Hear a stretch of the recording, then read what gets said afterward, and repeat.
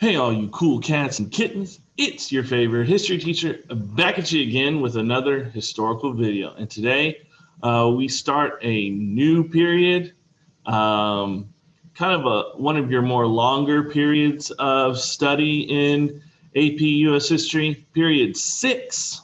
We're halfway through. And period 6 includes the years from roughly the end of the Civil War to 1898. So there is some overlap through the 19th century in a push in regards to the periods. So it is what it is. We'll be going backwards, as you know. In the last few lectures, we talked about after the Civil War. But now we're going backwards to talk about other things in American history and society. So I'm going to stop talking, stop delaying the inevitable, and we're just going to get into the lecture.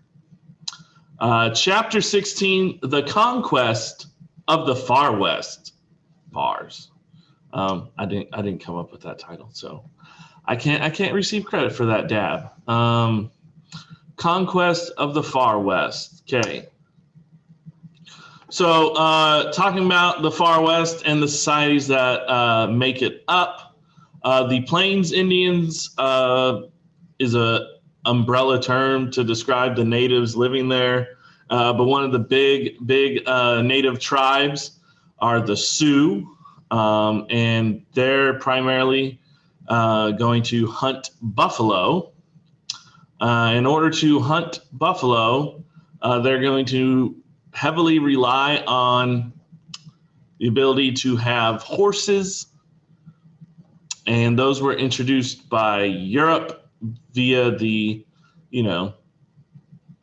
triangular trade and whatnot. They were first here, then they were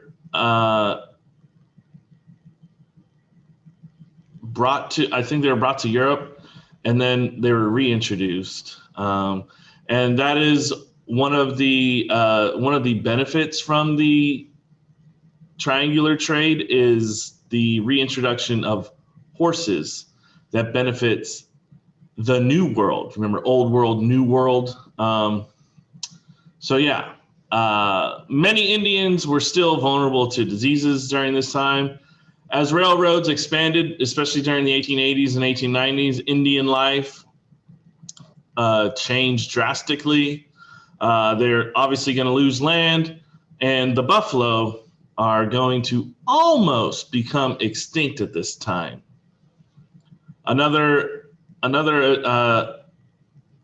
society, another makeup of Far West society is Chinese immigration, and Chinese immigrants are going to mainly settle in California.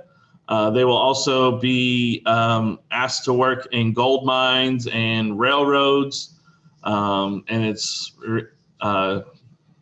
noted that the Chinese immigrants that came over are the main reasons there was a transcontinental railroad. Obviously, railroads aren't used as much today for transportation because, coal, global warming, bad stuff. The Chinese were discriminated against heavily, and it was hard to unionize them because they also had language barriers, and they also lived and worked in cities. And that is where you see the popping up of Chinatown neighborhoods, or just, the nickname of those neighborhoods being Chinatowns. So here's some buffalo, and here's some Chinese immigrants. Okay, so I know it looks like a lot. I'm sorry, but it's important stuff. Okay, because I'm not saying it's nativist at this thought process, but, you know, in American history, Americans are historically racist. Ain't no different. Ain't no different from any other time. So we have anti-Chinese sentiment, and there are these anti-coolie clubs, and they wanted to ban Chinese employment. You have what's called the Working Men's Party. And this party emerged based on the hostility towards the Chinese.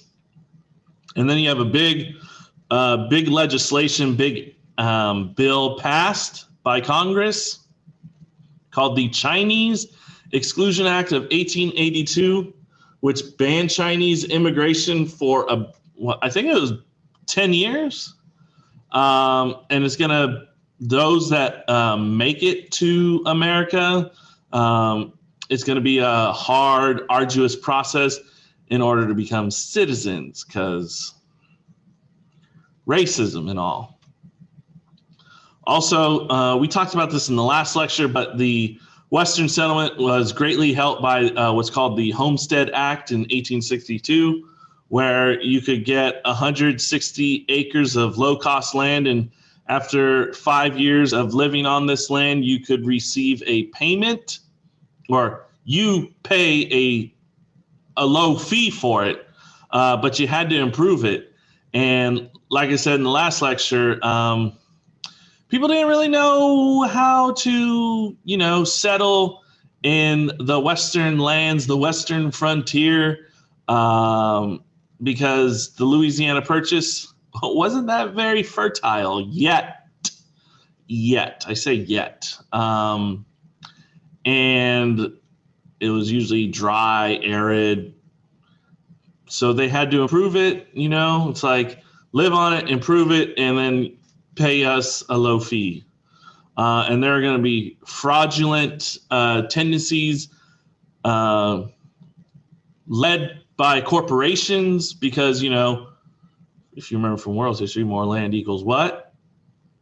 More power. And, corporations want all the land, especially railroad companies are going to be one of the main leaders in this fraud. 1869, obviously, we talked about that last time. The completion of the Transcontinental Railroad. It was called Promontory Summit. It clicked in my brain. Promontory Summit, Utah. That's where the Transcontinental Railroad met, the Union Pacific and Central Pacific Railroad companies. You also have the Timberland Culture Act of 1873 and the Desert Land Act of 1877, where opportunities were given for additional land if improvements were made. And also, Utah would be admitted as a state in 1896, as the Mormons that lived there agreed to abandon the Mormon, I was going to say ritual. It's not a ritual. The Mormon way of life of polygamy, And so since they abandoned that, they could become a state. Next slide, please. Thank you. Here's some Chinese exclusion, Chinese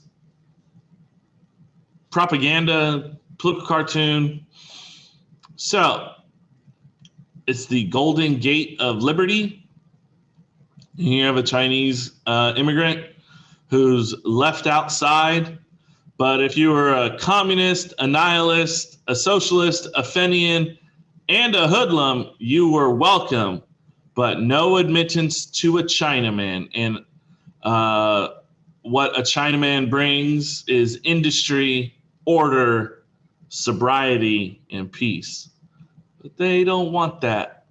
The only one barred out, enlightened American statesman. We must draw the line somewhere,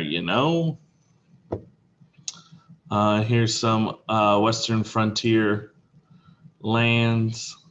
Look at that. It's a house made of wooden sticks.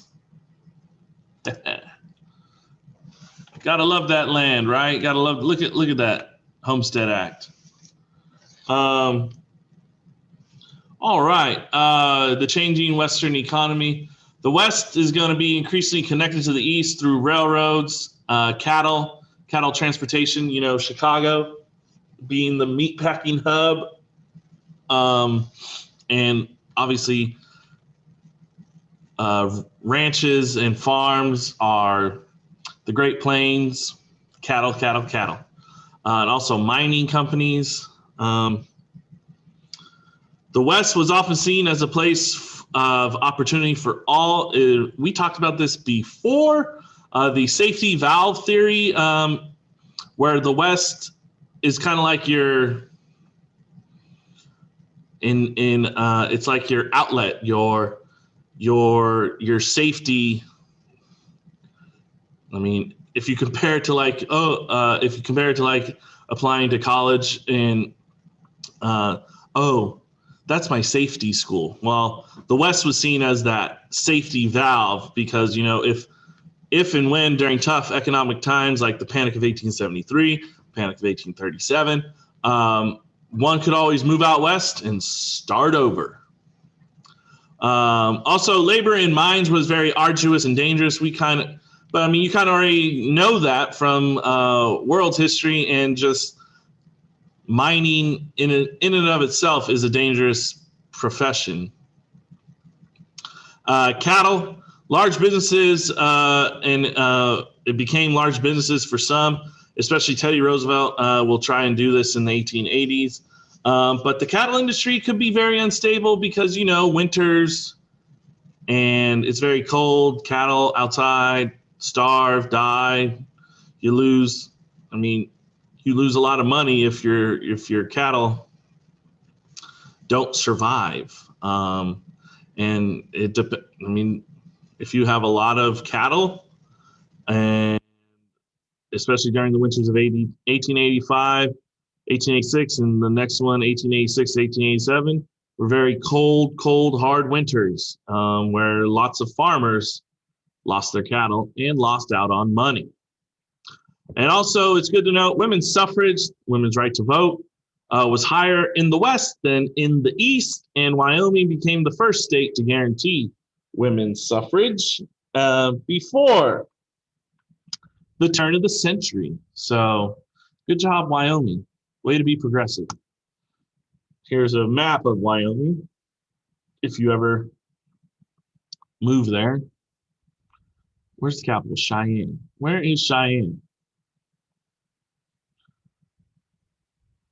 Cheyenne's all the way down here. That's the capital of Wyoming. You didn't need to know that, but there you go. The West will also be romanticized. Another school to talk about, the Rocky Mountain School. It's similar to the Hudson River School. Remember, those guys focused on the landscapes and painting what they saw, painting nature.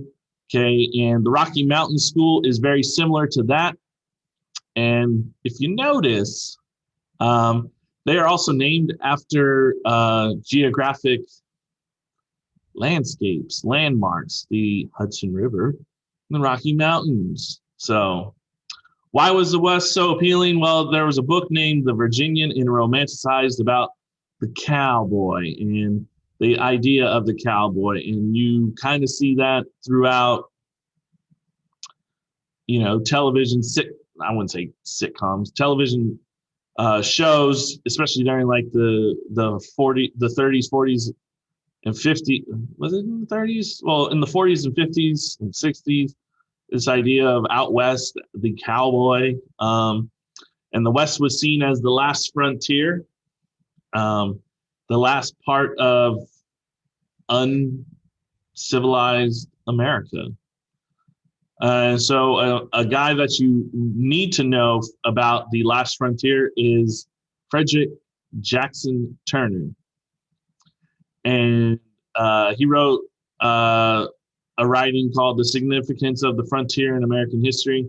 And he argued that the frontier ended in 1890, and he will use the 1890 census data to make his argument. He will say that the frontier gave America a unique identity and it's going to promote democracy. So fun times. There's Frederick Jackson Turner. Using settled areas on this map, if you can tell, all the green stuff will be settled by 1890, and so that's where he argues that it could be closed. And notice Oklahoma is very little at this time, because those were mainly Indian reservations. Okay, so speaking of Indians, a person you need to know that talks about the dispersal of the tribes is Helen Hunt Jackson. She's not mentioned in your book, but you do need to know of her, and her writings. There's a possibility that you could see multiple choice questions, and it's taken from this novel she wrote called A Century of Dishonor, where, a century is what? 100 years. So she chronicled the deceit, abuse, and broken treaties between the federal government and Native Americans. Tisk, tisk, American government, Uncle Sam. During and after the Civil War, conflicts increased between the government and natives. You have the Indian Peace Commission, which recommended to move Plains Indians to reservations in Oklahoma and the Dakotas, so they could just move there and be left alone. But that won't be the case. You have the Bureau of Indian Affairs. It was created to distribute land and supplies, but however, it was not very successful. And of course, buffalo, we talked about earlier, they almost became extinct. And you have railroad companies who would hire people to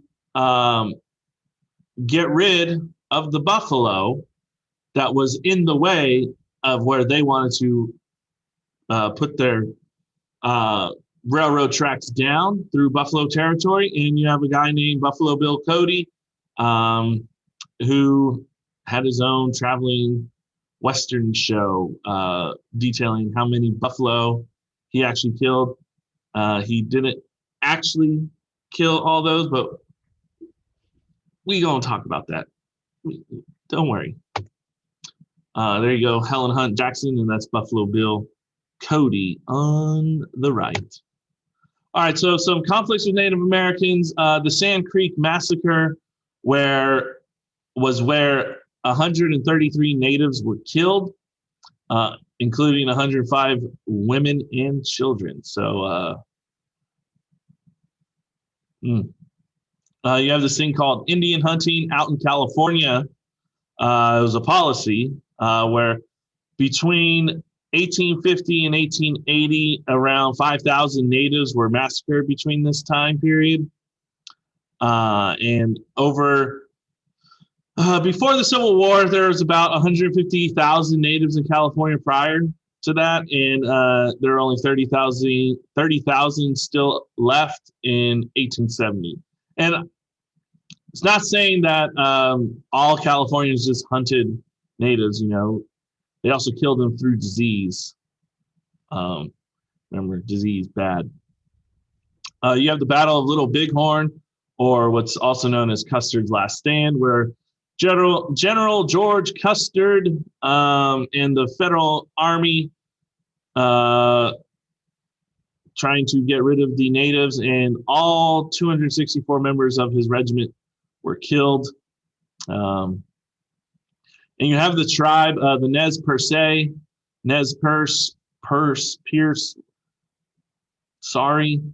and their leader, Chief Joseph, urged members to flee, and they almost made it to Canada, but he and his tribe were caught, because they just don't want to avoid it. And thinking back to it, why wouldn't you want this guy left?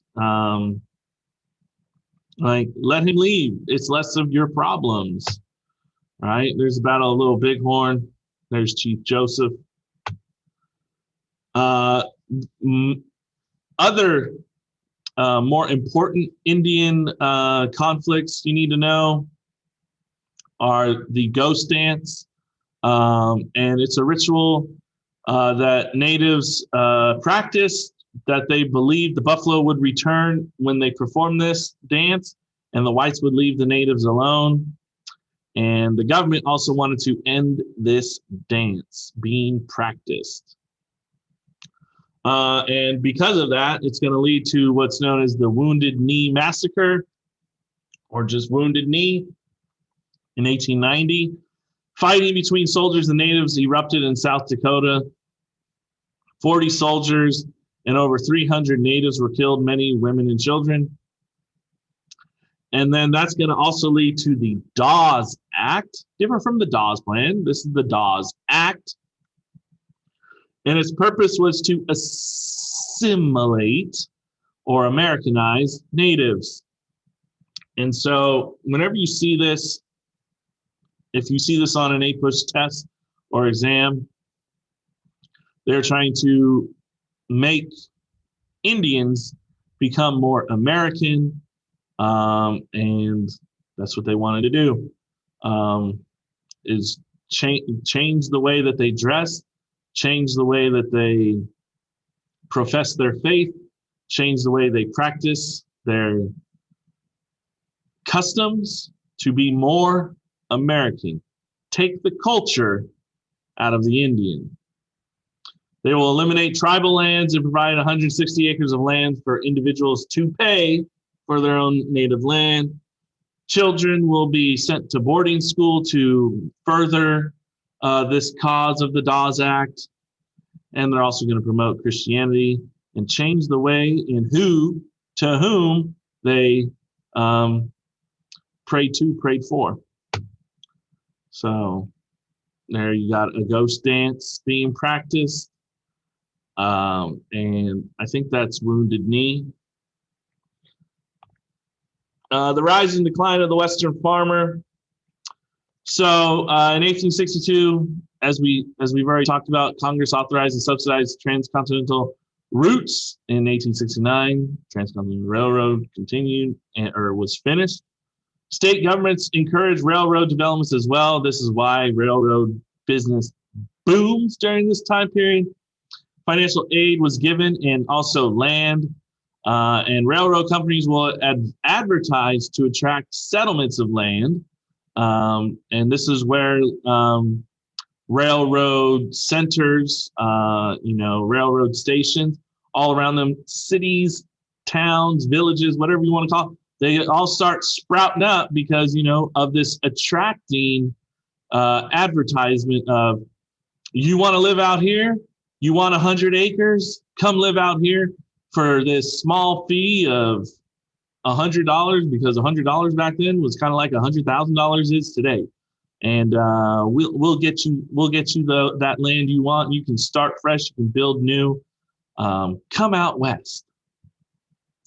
You have Joseph Glidden and I.L. Elwood, and they're going to patent and develop the barbed wire. And that's going to hurt ranches, because ranches in the middle of the country by farmers was open. There were no fenced in areas, and that's going to hurt ranches and ranching.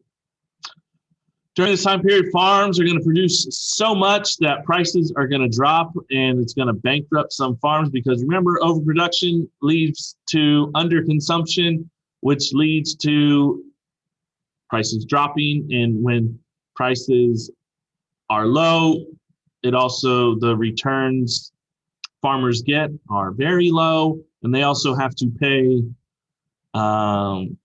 They have to rely on a lot, and bankruptcy is a common occurrence during this time.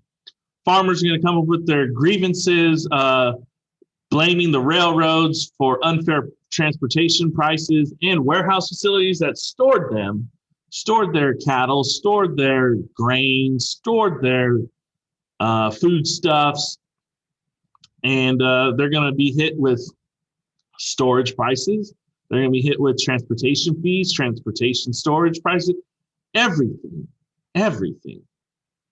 And also banks are going to give high interest rate loans, which, during this time of overproduction and underconsumption, they're not going to be able to make those payments. And farmers at this time are going to advocate for increasing the money supply, you know, making greenbacks, dollar bills, a common thing in the economy because that would help them pay off their debt. All right, that's just that's ILL Wood. All right. So that concludes our lecture on chapter 16, the conquest of the far west. And so hopefully you guys did enjoy that. If you did, make sure you smash that like button. And as always, stay safe, wash your hands. Peace.